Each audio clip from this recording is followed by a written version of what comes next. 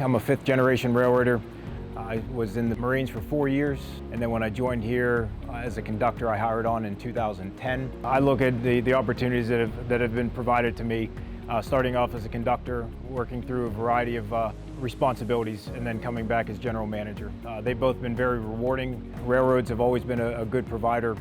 They are stable, a lot of good opportunities with benefits career to be able to provide for a family. A lot of the trade jobs are very high entry-level paying jobs. They provide quality of benefits. Not every job requires a college education. A lot of our jobs at entry level, we hire employees coming right out of high school, but based on the training that we can provide and some of the advancement opportunities, we can accept a range of people coming out of the military. I mean, our country was founded on steel as a principle. It's a high demand area. It's very rewarding as a career path.